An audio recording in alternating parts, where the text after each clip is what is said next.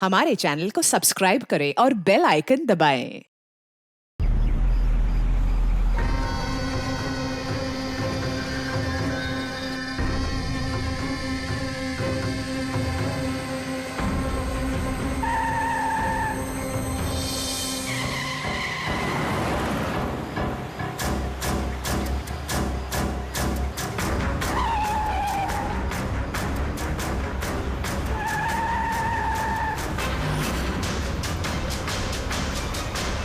चलती गाड़ी में सोना अच्छी बात नहीं है।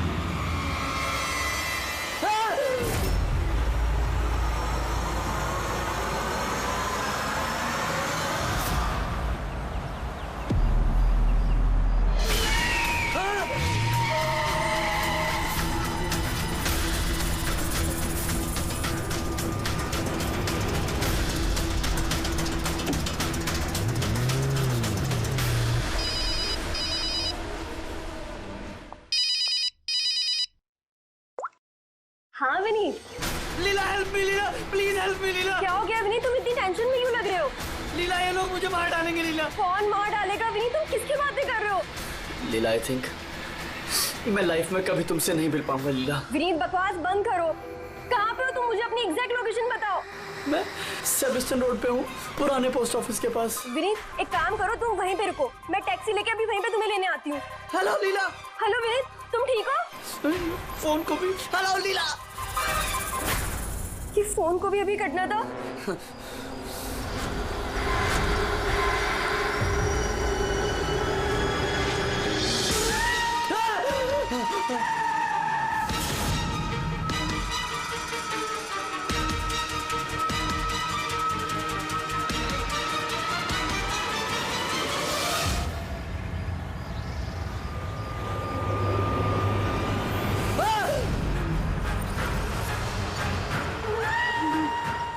भगवान प्लीज हेल्प मी, मुझे मेरे घर तक पहुंचा दो प्लीज।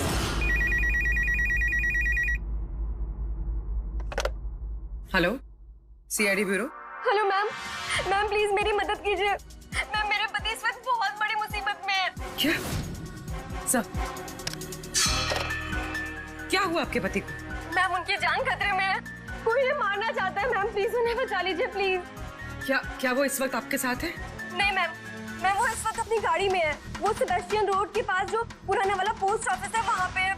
अच्छा सुनिए मैम, देखिए हमारे 2 ऑफिसर्स उसी एरिया में हैं। आप हमें आपकी गाड़ी का डिटेल दीजिए। व्हाइट बैक्स्टर है और गाड़ी का नंबर है 2536। मैम आप उन्हें बचा तो लेंगे ना? आप फिक्र मत कीजिए, आपके पति को कुछ नहीं होगा। ओके पूर्वी, अभिजीत को फोन करो, उसे गाड़ी की डिटेल्स दे दो और उससे बोलो कि अर्जेंट है।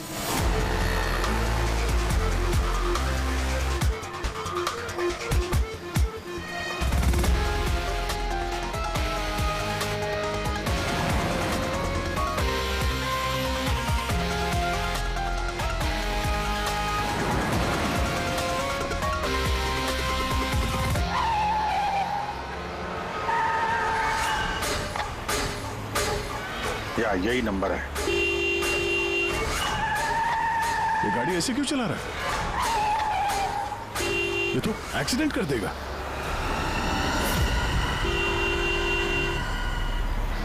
मुझे माफ कर दो, मुझे माफ कर दो, मैं मरना नहीं चाहता, मुझे माफ कर दो। किससे बातें कर रहा है? गाड़ी में तो कोई नहीं है। अरे विनीत, किससे बात कर रहा है? गाड़ी में कोई नहीं है। अंदर हो तुम लोग, तुम्हें दिखाई नहीं दे रहा? इतने सारे लोग मुझे बुला रहे हैं। कर क्या रहा है ये? मुझे माफ कर दो, मैं मरना नहीं चाहता। पागल हो गया लगता है। विनीत, विनीत, विनीत, तुम्हारी जान को खतरा हो सकता है, रुक जाओ।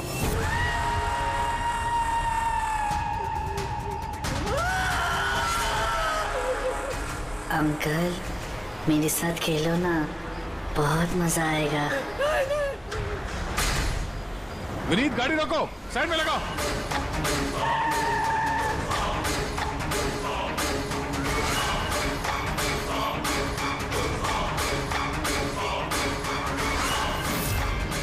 रुक जाओ विनीत, विनीत।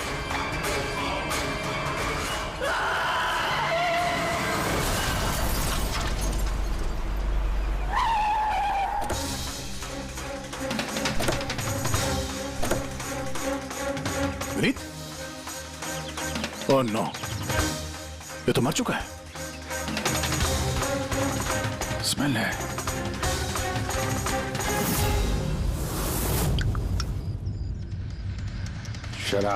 शराब पी के गाड़ी चला रहा था, लेकिन ये गाड़ी में बात कैसे कर रहा था? शराब के नशे में बड़बड़ा रहा होगा। शराब पी के तो यही होता है, एक्सीडेंट। आपने तो मुझसे वादा किया था ना कि विनीत को कुछ नहीं होगा, तो फिर क्या हो गया? देखिए मैडम, अगर उनकी जान को किसी और से खतरा होता तो हम उन्हें जरूर बचा लेते, लेकिन वो तो खुद ही शराब पी के गाड़ी चला रहे थे। आप तो जानती हैं कितना खतरनाक है। नहीं, उनकी जान खुद उनकी वजह से नहीं गई है, बल्कि उन लोगों की वजह से गई है जो इतने दिनों से उन्हें परेशान कर रहे थे। कौन लोग? सुबह शाम सोते जागते हर वक्त वो उन्हें सताते रहते थे। वो इतना ज्यादा परेशान हो गए थे कि उन्होंने अपने बिजनेस पे भी पूरी तरह से ध्यान देना बंद कर दिया था। किन लोगों की बात कर रही हैं आप? जरा साफ साफ बताइए। मैम, विनीत की मौत हमारे सामने हुई थी और उस वक्त कार में उसके अलावा और कोई भी नहीं था, तो उसकी मौत का दोष आप किसी और को कैसे दे सकती हैं? क्योंकि उनका खून हुआ है। मर्डर है ये, मर्डर। मर्डर हुआ है? आप जानती है किसने किया ये? आत्माओं ने। भले ही आप लोगों ने वो आत्माएं नहीं देखी होगी, लेकिन विनीत उन्हें साफ साफ देख सकते थे। सीआईडी आत्माओं को नहीं मानती। आप भी मानते सर। अगर आपने वो 2 हफ्ते पहले वाला नजारा देखा होता। लीला उठो, उठो लीला, लीला उठो। विनीत?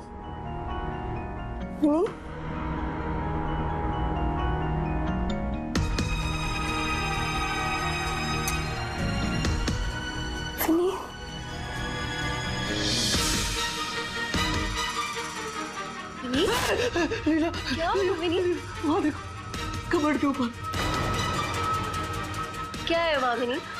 लीला, कबर्ड के ऊपर मुझे घूर रहा है। मुझे सोने नहीं दे रहा। विनीत, वहाँ पे कुछ नहीं है, कुछ नहीं है वहाँ पे। तुमने ना जरूर कोई बुरा सपना देखा है। चलो आगे सो जाओ। मैंने कोई सपना नहीं देखा और वो देखो अभी भी घूर रहा है और तुमको दिख क्यों नहीं रहा यार? विनीत, वहाँ पे कुछ नहीं है। तुम्हारी तबीयत ठीक नहीं है विनीत, तुम आगे सो जाओ। चलो, कुछ नहीं है विनीत, मैंने ना बुरा सपना देखा इसलिए ये सब हो रहा है। सॉरी, मुझे माफ कर दो प्लीज। एक मिनट, ये विनीत किस चीज के लिए माफी मांग रहा था? ये तो मुझे भी नहीं पता सर। विनीत काम क्या करता था? सर, उनकी कंपनी हॉस्पिटल्स में मेडिकल इक्विपमेंट सप्लाई करती थी। आप श्योर है कि वो विनीत का खून आत्मा नहीं किया? सर, मुझे पहले तो नहीं लगता था, क्योंकि ना तो मैंने कभी कोई आत्मा देखी थी और न ही कभी मैंने उनकी आवाज सुनी थी। लेकिन बाद में मुझे विनीत की बातों पे यकीन होने लगा कि वो सच कहता था।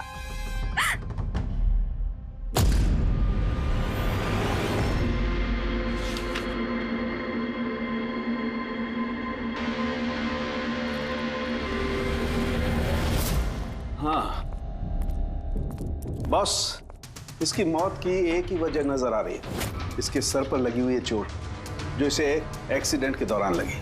पक्का डॉक्टर साहब, कोई और वजह नहीं? अब विसरल सैंपल्स को चेक करना अभी बाकी है, लेकिन प्राइमा फेसी तो यही दिखता है कि मौत की वजह एक्सीडेंट है। तो बॉस, इसके खून में हमें अल्कोहल की बहुत ज्यादा मात्रा मिली, मुझे लगता है उसी की वजह से इसे हेलुसिनेशन होने लगे और इसने टक्कर मार दी।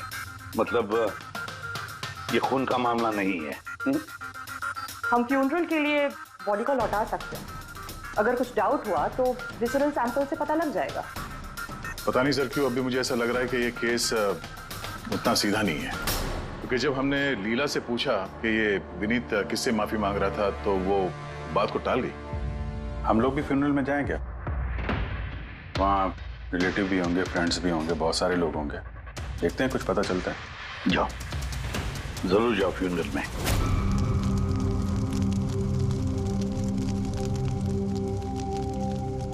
अच्छा हुआ मर गया।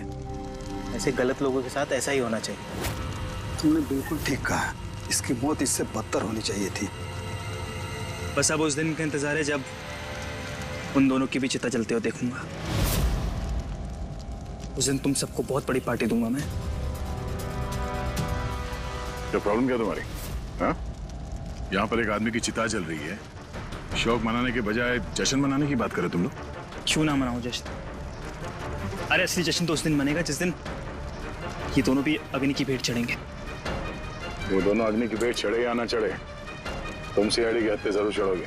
सर अगर आप लोग सीआईडी से हैं तो आपको मुजरिमों का साथ देने के बजाय हम लोगों को इंसाफ दिलाना चाहिए सर। एक मिनट, कहना क्या चाहते हो? पूरी बात बताओ। सर मेरा नाम रोहित है और मेरे पिताजी पर्पल हॉस्पिटल में एडमिट थे। डॉक्टर सर वो वेंटिलेटर पे। डॉक्टर, नर्स डॉक्टर का रिलैक्स। मेरे पिताजी मर रहे हैं वहाँ पे, प्लीज डॉक्टर को बुलाइए प्लीज। क्या हुआ? क्यों शोर मचा रहे हो? शोर न मचाऊं तो क्या करूं? मेरे पिताजी मर रहे हैं वहाँ पर और आपका स्टाफ यहाँ बैठकर मक्खियाँ मार रहा है। आप शांत हो जाइए प्लीज। आप जाइए पेशेंट के पास, हम आते हैं। मैम प्लीज जल्दी कीजिए प्लीज। हाँ मैम गजब हो गया, सारे के सारे वेंटिलेटर्स एक एक बंद हो रहे हैं।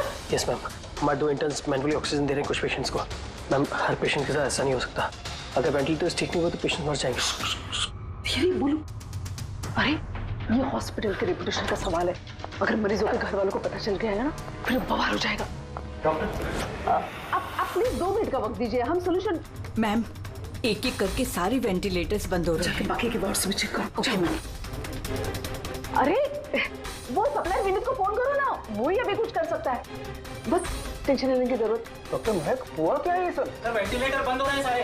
आप प्लीज शांत रहिए, मैं बात करती हूँ ना। सर एक एक करके सारे वेंटिलेटर्स बंद हो गए। क्या? ऐसे कैसे हो सकता है? तो किसी हॉस्पिटल में फोन करो ना, वहां से मंगवाओ। अरे राजा फोन लगाओ और मैं एक काम करूँ, टेक्नीशियन जो यहाँ पर है उसको बुलाओ। राजा क्या हो गया तुम्हें? तुम्हें सुनाई नहीं देता सर क्या आप कह रहे हैं? आप लोग क्या डिस्कशन में टाइम वेस्ट कर रहे हैं? मेरे पिताजी मर जाएंगे वहाँ पर। प्लीज जल्दी आइए प्लीज। हम बस आते ही हैं please. Ma'am very bad news. 2 patients की जान चली गई है, 5 पेशेंट्स बहुत क्रिटिकल कंडीशन में हैं। सर अगर आज हम लोगों का परिवार हमारे साथ नहीं है तो उसके जिम्मेदार सिर्फ और सिर्फ ये 3 लोग हैं, विनीत, महक और राजा। ये विनीत तो इक्विपमेंट सप्लाई करता था ना? जी सर। और ये महक राजा? सर जिस दिन ये हादसा हुआ उस दिन महक डॉक्टर इंचार्ज थी और राजा हॉस्पिटल का एडमिन संभालता था। ये सिर्फ राजा और महक आए हॉस्पिटल से या और लोग भी आए वहाँ के? आए ना सर, वो हेड नर्स परिणीता, वो शेखर जो कि मेंटेनेंस में, और वो डॉक्टर केदार इस हॉस्पिटल के मालिक। ठीक है, अभी शांत हो जाओ। हम इस मामले के तह तक जाएंगे। अगर तुम्हारे पिताजी के साथ नाइंसाफी हुई है तो उन्हें इंसाफ जरूर मिलेगा।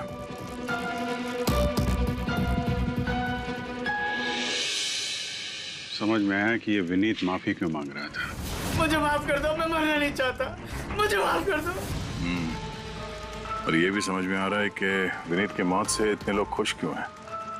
यानी विनीत की मौत का जिम्मेदार कोई भी हो सकता है। अब विनीत के बाद खूनी का अगला निशाना ये महक और राजा हो सकते हैं।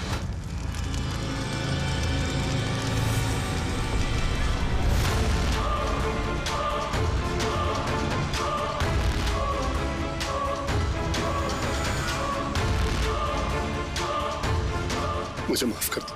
तुमने मुझे क्यों मरने दिया? मेरा पीछा मत करो।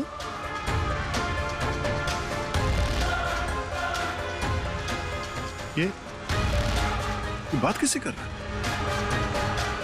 मेरा पीछा मत करो। उन्हीं काल्पनिक लोगों से जिससे विनीत बात कर रहा था। शायद तुम मुझे बचा सकती थी। क्यों मरने दिया मुझे? तुम भी मरने के लिए तैयार हो जाओ। और ये महक भी सहमी से लग रही है। छोड़ो, छोड़ो मुझे, छोड़ो मुझे, आग में मत खींचो। कोई गलती नहीं है। छोड़ो, छोड़ो, छोड़ो, छोड़ो मुझे, छोड़ो, छोड़ो, मत खींचो मुझे आग में, छोड़ो। क्या कर रहे हो? इधर आओ। क्या कर रहे हो यार? हैं? मैं बस परेशान हूँ, इसमें आप लोग क्या कर सकते हैं? मुझे खुद ही निपटना होगा अपनी परेशानी से। आप इधर आओ, थोड़ा दूर हट जाओ इधर से। तो बहुत सारे लोग हैं जो विनीत की मौत की खबर सुनकर खुश हो गए हैं। हाँ सर, और अब वो महक और राजा की मौत की खबर सुनना चाहते हैं।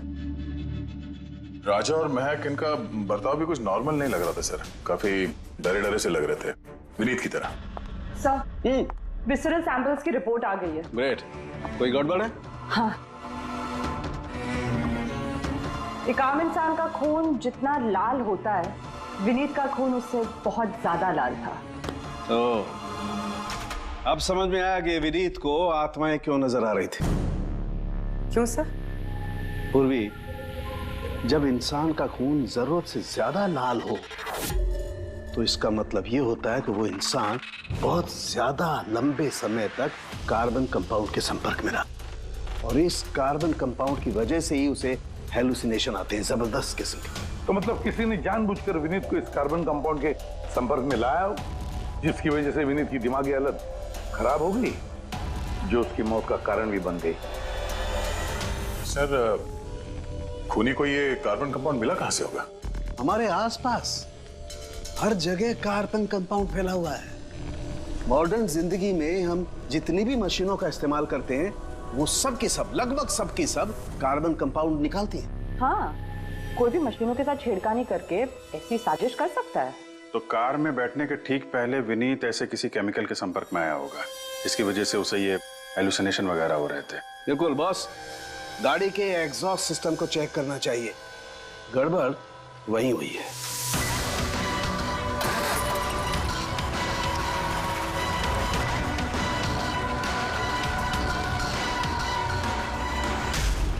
सालों के सर तो सही बोले थे सर। भाई, इसमें से तो केमिकल भर के आ रहा है।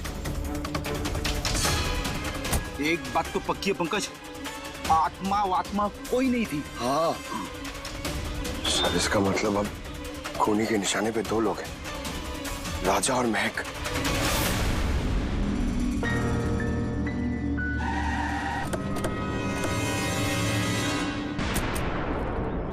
फ्यूनरल में राजा का बर्ताव ठीक नहीं था, अभी भी उसकी मानसिक स्थिति ठीक नहीं है। अरे सर, दरवाजा तो खुला है।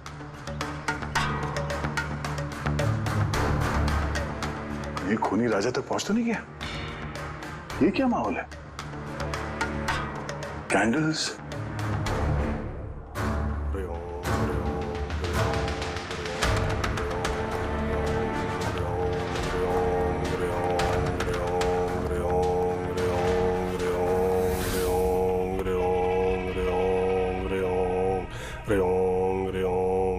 राजा,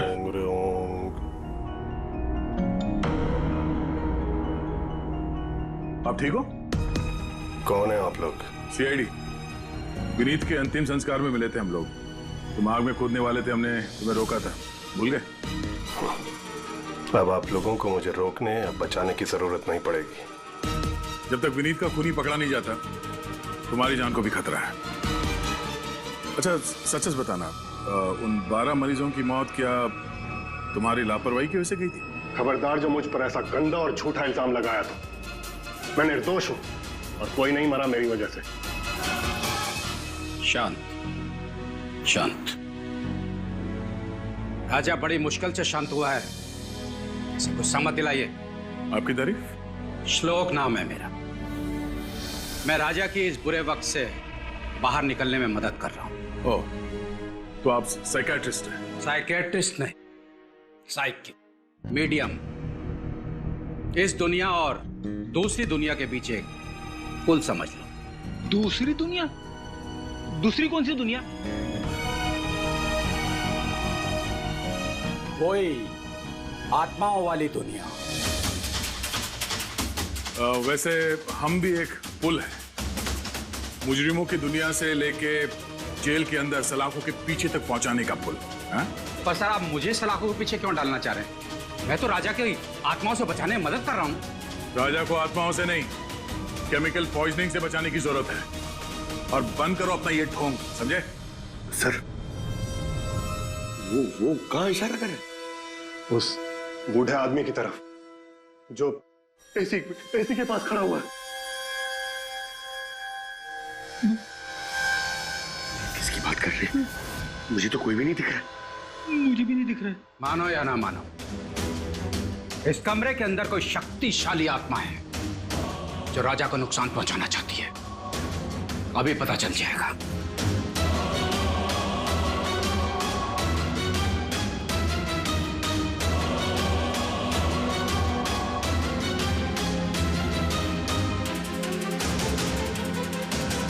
मीटर से आत्मा देखेंगे?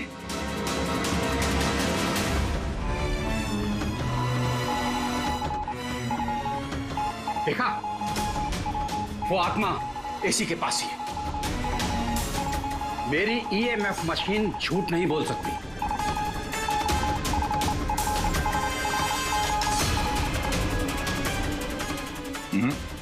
पर हमारा भी ये मीटर गलत नहीं हो सकता, समझे?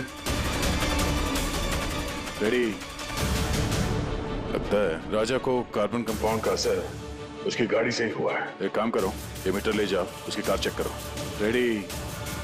पंकज, बताओ महक, विनीत के फ्यूनरल पे क्या देखा तुम? मैंने किसी को नहीं देखा, कुछ भी नहीं देखा। झूठ मत बोलो। अगर कुछ नहीं देखा तो वहां से डर के भागे क्यों? मैं झूठ नहीं बोल रही हूँ, मैंने सच में किसी को नहीं देखा। अच्छा, अस्पताल में जो 12 मौतें हुई थी, क्या वो तुम्हारी लापरवाही की वजह से हुई थी? मेरी लापरवाही की वजह से? देखिए, मुझसे जो कुछ बन पड़ता है मैंने सब कुछ किया। मैंने डॉक्टर केदार से भी बात की, लेकिन उन्होंने कुछ एक्शन लिया ही नहीं, तो मैं और क्या करती? अच्छा, तो फिर इसमें डॉक्टर केदार की गलती है? उनसे भी ज्यादा गलती है उस राजा की। उसे चेक कर लेना चाहिए था कि वेंटिलेटर्स ठीक से काम कर रहे हैं या नहीं, उनके वक्त रहते सर्विसिंग हो रही है या नहीं। तो फिर राजा दोषी है? राजा और विनीत दोनों। विनीत को भी हमें वेंटिलेटर सप्लाई करने से पहले देख लेना चाहिए था कि वो कहीं खराब तो नहीं है। आखिर कितनी जानें टिकी थी उस वेंटिलेटर्स पे। लगता है राजा और विनीत के लिए तुम्हारे अंदर काफी कड़वाहट है। विनीत की मौत से तो बहुत खुश होगी तुम। ये कैसी बातें कर रही हैं आप? बिल्कुल भी नहीं। मैं एक डॉक्टर हूँ और मेरा काम पेशेंट्स की जान बचाना है। किसी की मौत से मैं कैसे खुश हो सकती हूँ?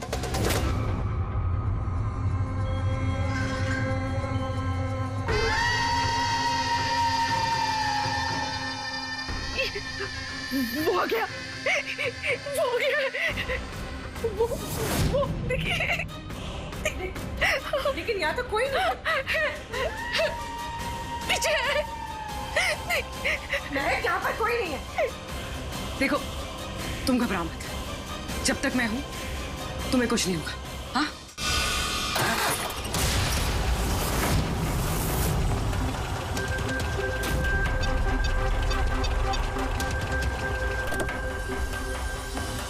कार के एसी में तो कार्बन कंपाउंड नहीं है।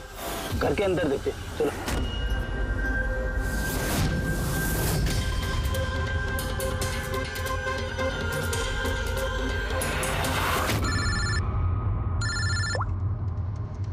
हाँ पूर्वी, महक के घर पे कोई केमिकल नहीं मिला? ठीक है, जब तक वो खूनी पकड़ा नहीं जाता तुम उसके साथ ही रहो, ठीक है? सर, हाँ, कार्बन कंपाउंड यहाँ पे भी नहीं है। कहीं कोई केमिकल नहीं मिलेगा। विज्ञान की दुनिया और केमिकल की दुनिया के अलावा भी कोई दूसरी दुनिया है, मानो या ना मानो। चुप, वो बंद। और जब तक बोलने को नहीं कहा जाए मुंह खोलना नहीं। राजा जी, आपको डरने की कोई जरूरत नहीं है। हम लोग हैं यहाँ पर, जब तक वो खूनी पकड़ा नहीं जाता सीआईडी आपके साथ ही रहेगी। मुझे सीआईडी की जरूरत नहीं है, ये है ना मेरी सुरक्षा करने के लिए। यार ये कैसे हो सकता है? ना राजा के घर में केमिकल मिला, ना महक के घर में केमिकल मिला, कैसे हो सकता है? सर हमने राजा के घर को अच्छी तरह से चेक किया, एक एक कोना देखा, गाड़ी भी चेक की, कहीं कुछ नहीं मिला। हाँ मगर दया, अगर कोई केमिकल का इस्तेमाल ही नहीं हुआ है तो फिर राजा और महक को हेलुसिनेशन हुए कैसे? कोई तो वजह होनी चाहिए। और सर जिस तरीके से विनीत के कार के एसी में केमिकल का इस्तेमाल किया गया है, ये किसी नौसिखिया का काम नहीं लगता है, तो कोई एक्सपर्ट। एक काम करते हैं, बनने वालों के घरों में देखो, शायद कोई ऐसा आदमी हो जो केमिकल्स के बारे में अच्छी जानकारी रखता हो, कोई केमिकल्स में एक्सपर्ट। और हाँ, हॉस्पिटल के उस स्टाफ को बुलाओ, चीफ नर्स जो है ना, हेड नर्स परिणीता, फिर हेड टेक्नीशियन शेखर और मालिक केदार, तीनों को बुलाओ। सब देखते हैं।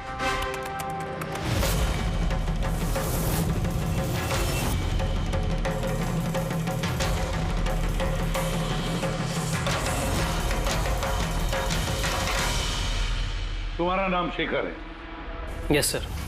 हॉस्पिटल के हेड मैकेनिक, मेन टेक्नीशियन, मतलब हॉस्पिटल में जब भी किसी मशीनरी में प्रॉब्लम्स आ जाते तो पहले तुम्हें पता चलता है? जी हाँ सर। तो हॉस्पिटल के वेंटिलेटर्स खराब हो गए थे, ये तुम्हें पता नहीं था? सर पहले से पता था। तो फिर किया कुछ नहीं क्यों? बताया क्यों नहीं किसे? हाँ सर इसमें मेरी कोई गलती नहीं है। तो फिर किसकी गलती? सर मैंने महक को पहले से ही बता दिया था वेंटिलेटर्स के बारे में, कि वेंटिलेटर्स में प्रॉब्लम हो रही है और वो कभी भी खराब हो सकते हैं। तो ये वेंटिलेटर्स बंद होने से पहले तुमने बताया था? यस सर, 1 वीक पहले। मैम मैंने आपको एक नोटिस भेजा था, वार्ड 3 के वेंटिलेटर्स ठीक तरह से काम नहीं कर रहे हैं। ओह, मैंने वो तुम्हारा लेटर पढ़ लिया था शेखर, तुम टेंशन मत लेना, मैं कुछ करती हूँ। बट मैम मामला थोड़ा अर्जेंट है। हाँ हाँ मुझे पता है। डॉक्टर महक। यस मैम, आपको अकाउंट्स डिपार्टमेंट में इमीडिएटली बुलाया है। हाँ ओके चलो। Okay ma'am. तुरंत वही शेखर, मैं कुछ ना कुछ करूँगी पक्का। बट सर उन्होंने मेरी बात को सीरियसली लिया ही नहीं। हाँ, महक ने वेंटिलेटर्स खराब होने पर पेशेंट्स को बहुत बचाने की कोशिश की, मगर राजा सर इतने घबरा गए कि कुछ कर ही नहीं पाए। शेखर जी, तुम कितना सच बोल रहे हो, कितना झूठ, ये तो हम पता लगा ही लेंगे। सर महक की कोई गलती नहीं है, उसने मुझे वेंटिलेटर्स खराब होने के बारे में पहले ही बता दिया था। लेकिन आपने क्या किया? सर मैंने हॉस्पिटल के एडमिन हेड को बता दिया था, राजा को, क्योंकि हॉस्पिटल के जितने भी ये मशीनरी है उनकी देखरेख की जिम्मेदारी एडमिन हेड की होती है सर। तो आपने एडमिनिस्ट्रेटिव हेड राजा को बता दिया और आपकी जिम्मेदारी खत्म हो गई। आप मालिक है ना इस हॉस्पिटल के, तो जिम्मेदारी खत्म कैसे होती है आपकी? सर मैंने अपनी जिम्मेदारी निभाई, तभी तो मैं खुद गया राजा के केबिन में। राजा। जी सर। ये सब क्या कर रहे हो? अरे ये सब जरूरी नहीं है, इतने सारे मरीजों की सांसें वेंटिलेटर के भरोसे चल रही हैं, तुम यहाँ बैठे हो, अरे कुछ करो ना। जी सर, मैं अभी सप्लायर से बात करके वेंटिलेटर बदलवा देता हूँ। प्लीज प्लीज जल्दी करो। जी सर मुझे समझ में नहीं आ रहा कि उन्होंने वेंटिलेटर्स बदलवाए क्यों नहीं। मैं हैरान हूँ सर, कोई भी केदार जी पे उंगली उठा नहीं रहा। हर कोई राजा, विनीत और महक के पीछे पड़ा हुआ है। वही तो, हॉस्पिटल के मालिक है ना केदार जी, तो पूरी की पूरी जिम्मेदारी भी केदार जी तुम्हारी है। लेकिन सर अब मैं खुद जाके तो रिपेयर नहीं कर सकता ना वेंटिलेटर्स। सर मेरा काम है कि कंसर्न डिपार्टमेंट को इन्फॉर्म करना, और सर वो मैंने कर दिया, बल्कि मैंने विनीत से खुद बात करी। मैंने उससे कहा कि अगर ये रिपेयर हो सकते हैं तो रिपेयर करे, वरना इनको चेंज कर दे, और उसने कोई एक्शन ही नहीं लिया। उसने कोई एक्शन नहीं लिया, उसने कोई एक्शन नहीं लिया। आपने क्या एक्शन लिया? और नाम भी ले रहे हो तो विनीत का जो मर चुका है, या राजा का जो जवाब देने की हालत में नहीं है। सर जो सच था वो मैंने आपको बता दिया, अब वो मानना ना मानना सर आपके हाथ में है। परिणीता। जी सर। हॉस्पिटल की हेड नर्स, तो तुम हॉस्पिटल के बारे में सब कुछ जानती होंगी? जी सर। तो फिर अब सच सच बताओ, ये जो कुछ भी हुआ है किसकी लापरवाही से हुआ है? बताओ जल्दी। हाँ सर, बताती हूँ। मेरे साथ धोखाधड़ी करने की कोशिश मत करना राजा। और हाँ, अगर मशीनों में कोई फिजिकल डैमेज है वो वारंटी में नहीं आता। अगर तुमको नए वेंटिलेटर चाहिए तो पूरी कॉस्ट पे करनी होगी, समझा? मैंने तुमसे घटिया इंसान आज तक अपनी जिंदगी में नहीं देखा। अब ना तो हमारा हॉस्पिटल तुमसे कोई सामान लेगा और ना ही शहर का कोई दूसरा हॉस्पिटल। सुनो, ये धमकी किसी और को देना जानता नहीं तुझे मैं कौन हूँ? जो करना है कर ले।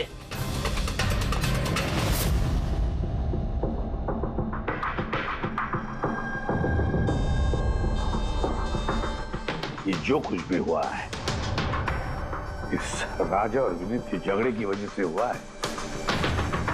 दोनों के झगड़े की वजह से सर इतने लोगों की जान चली गई। राजा को नए वेंटिलेटर का इंतजाम तुरंत करना चाहिए था। सर इन मरीजों के परिवार वालों में से 3 लोग ऐसे हैं जिन्होंने केमिकल इंजीनियरिंग की है। अच्छा 3 लोग? तो फिर उनकी कुंडली निकालो, देखते हैं।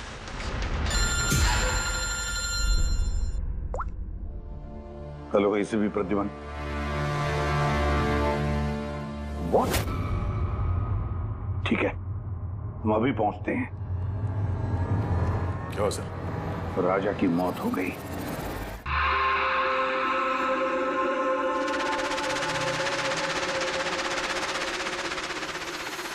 दया, मौत तो इसकी सर पे चोट लगने की वजह से हुई। लगता है छत से कूद गया ये। जरूर हैलुसिनेशंस इतने भारी पड़ गए होंगे कि दिल मिलाकर राजा ने ऊपर से छलांग लगा दी। और तुम ख्याल रखने वाले थे ना इसका? ये ख्याल रखा तुमने? हाँ? सर राजा तो एकदम शांत तरीके से हो गया था। मुझे क्या पता था कि अचानक उठ जाएगा और खुदकुशी कर लेगा। जिस वक्त ये सब हुआ तुम कहाँ थे? हाँ? सर मैं दूसरे कमरे में सो रहा था, तभी मुझे राजा के जोर जोर से चीखने की आवाज सुनाई दी। मुझे इन आत्माओं को नहीं झेलना, मुझे इसे निजात चाहिए, आजादी चाहिए। और जब तक मैं इसके पास पहुंचता ये छत से कूद गया साहब। वाह क्या बात है, राजा को अकेले छोड़कर तुम घोड़े बेच के सो रहे थे? हाँ? मैंने तो कमर कस ली थी कि नहीं सोऊंगा, पर न जाने कैसे नींद आ गई। जरूर मुझे उन आत्माओं ने सुला दिया होगा। आप ये देखिए सर, मीटर की रीडिंग भी कितनी बढ़ गई है। मुझे मेरी तबीयत भी कुछ कमजोर लग रही है सर। अगर दोबारा ये मीटर दिखा दिया ना मुझे तो याद रख। एक मिनट दया, 1 मिनट भाई, जरा मीटर देना मुझे। ये लीजिए।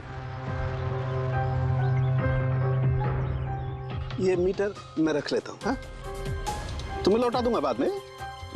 जी सर, पर दे दीजिएगा। हाँ जरूर दे दूंगा। अभी एक काम करो, अभी तुम घर जाके थोड़ा आराम करो। थक गए हो ना, बहुत कमजोरी होगी तुम्हें। हाँ जी सर। बराबर सोए नहीं, जाओ आराम करो। ये क्या डॉक्टर साहब, उसे जाने दिया और ये मीटर रख लिया? दया, ये मीटर जो है ना, ये बड़े काम की चीज है।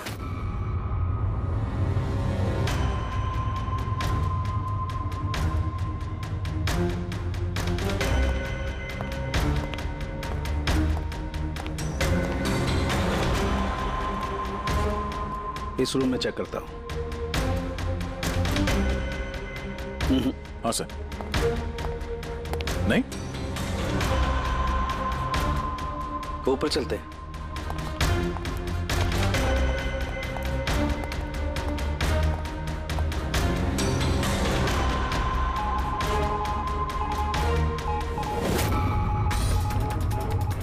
ये सलू के सर आराम से, ये नीडल तो जंगली घोड़े की तरह भाग रहा है। माय गॉड, हम यहाँ पर ऐसे नहीं खड़े रह सकते दया, हमें प्रोटेक्टिव गियर्स पहनने पड़ेंगे। Protective gears? वो किस लिए सर? अरे अपनी सुरक्षा के लिए।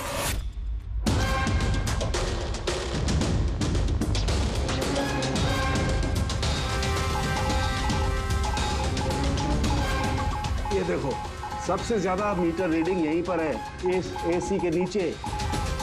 मतलब सर वो पंकज, खबरदार जो आत्मा का नाम भी लिया तो। सर ये मीटर किस तरह इशारा कर रहा है? बताता हूँ। बाहर चलो।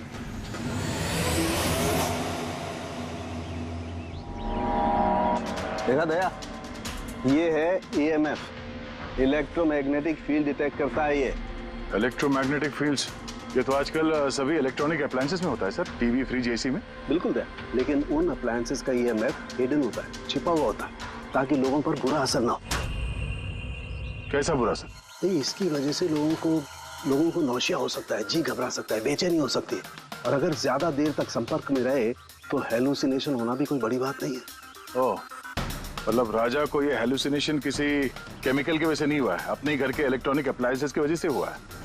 क्योंकि उसका वो ईएमएफ ढका हुआ नहीं था। बिल्कुल। इसका मतलब है सर किसी ने ये जानबूझ के छेड़छाड़ की है इसमें। हो सकता है दया। वैसे ही राजा को अंदर से पछतावा महसूस हो रहा था। दुखी था बेचारा कि वो मरीजों को बचा नहीं पाया, इसीलिए हेलुसिनेशन उसे पछतावा के रूप में दिखाई देने लगे। शायद इसी पछतावे की वजह से इस विनीत की भी मौत हो गई। बिल्कुल। और वो अशोक, उससे भी कमजोरी इसीलिए महसूस हो रही थी क्योंकि वो भी काफी देर तक इस ईएमएफ के संपर्क में था।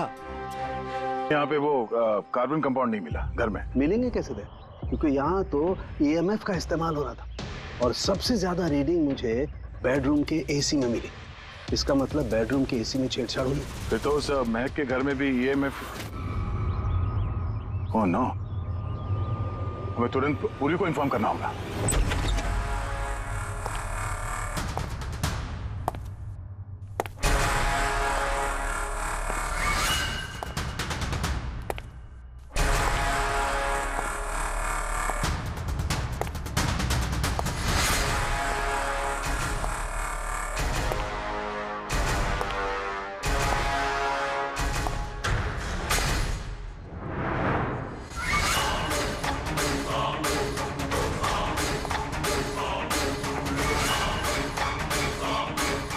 जान लेकर चैन नहीं पड़ा तुम्हें,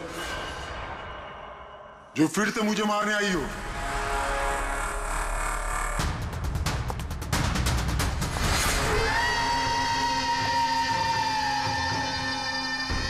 तुम? मैंने तुम्हें सेल्फ डिफेंस में मारा था और वैसे भी तुम एक मुजरिम हो। क्या मुजरिम के घर परिवार नहीं होते? तुम्हारी वजह से मेरी बेटी अनाथ हो गई और ये खून देख रही हो, सब तुम्हारी वजह से। आज मैं तुम्हें नहीं छोड़ूंगा। देखो मेरे पास मत आना, मैं मार दूंगा। आज मैं तुम्हें नहीं छोड़ूंगा। मेरे पास मत आना, मैं कहती हूँ मार दूंगी। मैं कहती हूँ मेरे पास मत आना, मार दूंगी। क्या कर रही तुम? छोड़ो से। सर आदमी क्या? सर यहाँ पे सर रोकिए इसे, ये मुझे मारना चाहती है। पहले यहाँ से बाहर निकली, जल्दी आउट ऑफ हियर प्लीज, जल्दी फास्ट। ये हैं वो 3 लोग जिनका संबंध केमिकल इंजीनियरिंग से है। सुहास, दीपक और किशोर। खूनी इनमें से कोई भी हो सकता है। नहीं अभिजीत, कार के एसी में केमिकल फिक्स करना अलग बात है और इलेक्ट्रोमैग्नेटिक फील्ड को इतनी होशियारी के साथ इस्तेमाल करना अलग बात है। मुझे लगता है ये कोई ऐसा आदमी है जिसे साइंस की, मेडिकल साइंस की बहुत अच्छी जानकारी है, या तो कोई डॉक्टर या कोई साइंटिस्ट। जिसने भी किया उसने पूरा बंदोबस्त किया था इस इलेक्ट्रोमैग्नेटिक फील्ड का कि ये महक और राजा दोनों कायम के लिए उस ईएमएफ के असर में रहे हैं। हो सकता है जब ये दोनों हॉस्पिटल में अपना काम कर रहे थे तब भी ये ईएमएफ वहां पर प्रेजेंट था। तो फिर सर शायद हॉस्पिटल के किसी मशीन के साथ भी छेड़छाड़ की गई होगी। बिल्कुल दया, बिल्कुल। और ये करने वाला वही है, हॉस्पिटल का अंदर वाला। तो ये वो जगह है जहाँ पे महक और राजा बैठा करते थे। जी हाँ। और कौन कौन आ जा सकता था इस कमरे में? सर सिर्फ स्टाफ वालों को अंदर जाने की परमिशन थी, वो भी अगर कोई काम हो तो। मतलब बाहर का कोई आदमी यहाँ नहीं आ सकता? नहीं सर, यहाँ तक कि मरीजों को भी अंदर जाने की इजाजत नहीं थी। इसका मतलब तो ये हुआ कि स्टाफ का ही कोई है, मतलब आप में से कोई एक खूनी है। ये आप कैसे कह सकते? ये हम नहीं कह रहे हैं, ये ईएमएफ मशीन कह रही है जिसने हमें सब कुछ बता दिया है। और इस ईएमएफ मशीन के हिसाब से इस एसी के साथ छेड़छाड़ की गई थी। इसका मतलब है राजा और महक को मारने की कोशिश की गई थी, मगर बेचारा राजा मारा गया। एसी के साथ छेड़छाड़? क्या कह रहे हैं आप लोग? हमें तो कुछ समझ में नहीं आ रहा। ये बात इस कमरे में मौजूद वही इंसान समझ सकता है जो खुद खूनी है। और वो आज यहाँ एक प्रोटेक्टिव गियर पहन के आया है ताकि इलेक्ट्रोमैग्नेटिक फ्रीक्वेंसी से उसे कोई नुकसान ना हो। क्यों? कौन है वो?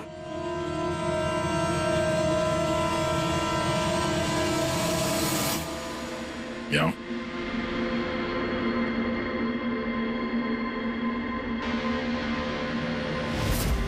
फैशन सेंस तो बहुत अच्छा है तुम्हारा शेखर। कपड़े के अंदर ये सुरक्षा कवच। तुम्हारे सारे पत्ते खुल चुके हैं शेखर। हमने तुम्हारे बारे में सब कुछ पता लगा लिया है। तुम ही यहाँ पे सिर्फ ऐसे टेक्नीशियन हो जो एसी के साथ छेड़छाड़ कर सकते हैं। अब जल्दी बताओ क्यों किया तुमने ऐसा? हाँ, मैंने किया ये सब। और क्या गलत किया अगर मैंने महक, विनीत और राजा पे इल्जाम लगाया तो? इन लोगों की वजह से 12 मरीजों की मौत हुई जो मुझसे देखा नहीं गया। और मैंने सोचा कि इन लोगों को भी वैसी ही मौत मिलनी चाहिए जैसे उन 12 मरीजों को मिली। इसलिए मैंने EMF और कार्बन कंपाउंड के जहर का इस्तेमाल किया ताकि इन लोगों को ऐसी मौत दे सकूं। मौत नहीं, एक भयानक मौत। और ये मेरा इंसाफ था। इंसाफ करने का हक सिर्फ कानून को है, किसी और को नहीं, समझे? तुम जानते थे उस केमिकल के इस्तेमाल से उन लोगों को हैलुसिनेशन होगा। वो मरे हुए मरीज उन्हें सामने दिखाई देंगे जिसकी वजह से वो पागल हो जाएंगे। क्यों? और मैं अपने मकसद में कामयाब भी हुआ। जैसी मैं मौत चाहता था वैसी ही मौत विनीत और राजा को मिली। मगर अफसोस, महक को आपने एंड मोमेंट पे बचा। कामयाब तो तुम तब होते हैं जब बिना कोई जुर्म किए उन्हें उनके अंजाम तक पहुंचाते हैं। क्या फर्क रह गया तुम में और उन दोनों में? अब तुम भी एक हत्यारे हो। तुम्हें क्या सजा मिलेगी इसका फैसला तो अब अदालत ही करेगी। For more updates, subscribe to our channel, click the show links and enjoy watching the videos.